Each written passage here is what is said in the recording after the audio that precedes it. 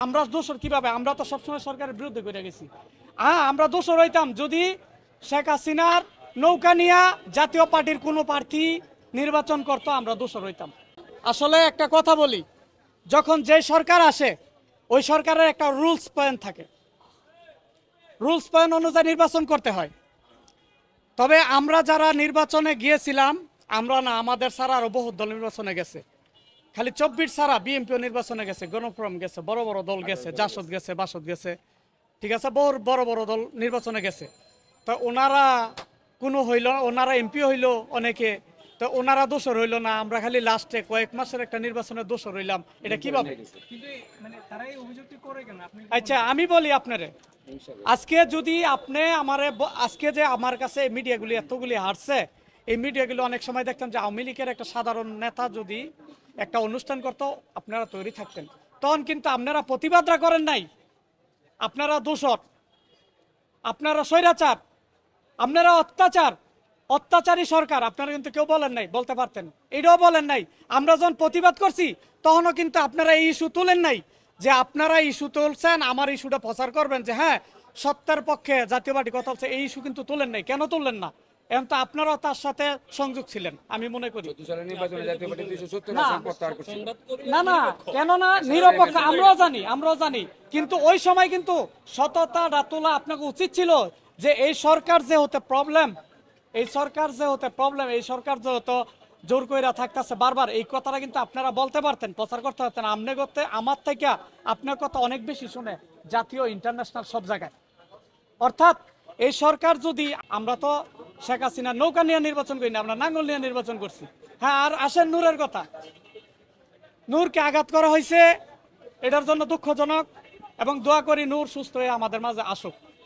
Young generation আমরা পছন্দ করি, কিন্তু নূরকে আঘাত আনবো, আঘাত করলো তা আমরা বলিও নাই, জানিও না, দেখিও না, আমগো স্পোর্টও হয়নি। তবে বেশ কিছুদিন আগে আপনি দেন, এই 24 নির্বাচনের আগে নূর আমাদের অফিসও গেছে, বনানী অফিসও গিয়া বলেছিল জিএম কাদের স্যারে, বলে স্যার আমি নাঙ্গল নিয়ে নির্বাচন করতে চাই, আপনার কাছে ফুটেজ আছে কিনা বা জানা আছে কিনা জানি না, যদি না থাকে আমার যোগাযোগ করবেন, আমি দিব। তখন বলছিল উনি সাক্ষাৎকারের সাংবাদিক যে হ্যাঁ জাতীয় পার্টি অনেক একটা ভালো লোক, ভালো দল, এবং এটার একটা প্লাস পয়েন্ট আছে, এই রাজনৈতিক দলের ভিতরে কোনো প্রবলেম নাই, কোনো বিশৃঙ্খলা কর্মকাণ্ড নাই, অর্থাৎ এই দল থেকে আমি নাঙ্গল নিয়ে নির্বাচন করতে পারি যদি আমারে নাঙ্গল দেয়।